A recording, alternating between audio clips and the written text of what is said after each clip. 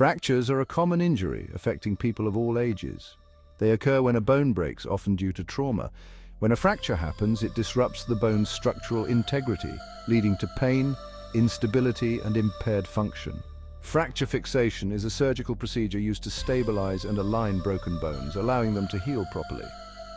The primary goal of fracture fixation is to restore the bone's anatomy and function, minimize complications, and enable patients to regain mobility and return to their normal activities. The concept of stability is central to fracture fixation, as it determines the success of the healing process. Stability refers to the ability of the fixation construct to resist movement and maintain the alignment of the fracture fragments throughout the healing period. There are two main types of stability in fracture fixation: absolute stability and relative stability. The choice of which type of stability to aim for depends on the type of fracture, its location, and the patient's overall health. Absolute stability, as the name suggests, involves rigidly fixing the fracture fragments together, eliminating any movement at the fracture site. This is typically achieved using internal fixation devices such as plates, screws, and wires, which directly compress the bone fragments together. On the other hand, relative stability allows for a small amount of controlled movement at the fracture site. This approach aims to stimulate callus formation, a natural healing process where new bone tissue is generated around the fracture site. Relative stability is commonly achieved using external fixators, intramedullary nails, or bridge plating techniques.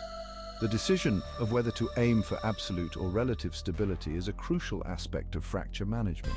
It requires careful consideration of various factors, including the type of fracture, the patient's age, activity level, and overall health status. The surgeon's expertise and experience play a vital role in determining the most appropriate fixation method for each individual case. The goal is always to choose the approach that will provide the optimal environment for bone healing and functional recovery. Absolute stability is the gold standard for fracture fixation in specific situations, particularly when dealing with fractures that require precise anatomical reduction and early mobilization. This approach involves rigidly securing the bone fragments, eliminating any micro-movement at the fracture site. By achieving absolute stability, surgeons aim to create an environment conducive to direct bone healing, also known as primary bone healing. Direct bone healing is a faster process than indirect healing, which relies on callus formation, and it minimizes the risk of non-union, malunion, and infection. One of the most common methods for achieving absolute stability is plate fixation. Plates are typically made of titanium or stainless steel and are contoured to match the shape of the bone. They are attached to the bone using screws, which are inserted through the plate and into the bone fragments, compressing them together. Plate fixation is particularly effective for stabilizing long bone fractures, such as those in the femur, tibia, and humerus. Another technique used to achieve absolute stability is tension band wiring. This method involves using wires or strong sutures to create a tension force across the fracture site, pulling the fragments together. Tension band wiring is often employed for fractures near joints, such as olecranon fractures in the elbow or patella fractures in the knee. The tension band principle utilizes the natural biomechanics of the joint to maintain compression at the fracture site during movement.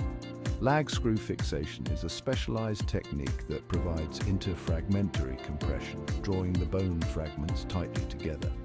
This method is particularly useful for oblique or spiral fractures, where the screw is inserted at an angle, pulling the fragments together as it is tightened. Lag screw fixation is often used in conjunction with plate fixation to provide additional stability. Certain types of fractures necessitate absolute stability to ensure optimal healing and functional restoration. These fractures often involve articular surfaces, the smooth, cartilaginous surfaces of bones within a joint, or occur in locations where even slight malalignment can significantly impact limb function. Articular fractures, as the name suggests, involve damage to the articular surface of a joint. These fractures are particularly challenging because any irregularity in the joint surface can lead to arthritis, pain, and stiffness in the long term. Therefore, anatomical reduction, meaning restoring the bone fragments to their exact pre-fracture position, is crucial for articular fractures. Absolute stability, achieved through methods like plate fixation or lag screws, is often necessary to maintain this precise alignment throughout the healing process. Forearm fractures, particularly those involving both the radius and ulna, also frequently require absolute stability. The radius and ulna work in tandem to allow for pronation and supination, the rotational movements of the forearm. Even a minor degree of malunion in either bone can restrict these essential movements, impacting daily activities like turning a doorknob or using utensils. Absolute stability, often achieved with plates and screws, helps ensure accurate alignment and early functional recovery. The decision to employ absolute stability is not taken lightly. It requires careful consideration of the fracture pattern, the patient's individual needs, and the potential risks and benefits of this approach. While absolute stability offers numerous advantages, it can sometimes hinder the natural healing process by reducing blood supply to the fracture site. This potential drawback has led to the development and increasing use of relative stability techniques, particularly for certain types of fractures. While absolute stability has long been the mainstay of fracture fixation, the concept of relative stability has gained increasing recognition and acceptance in recent years.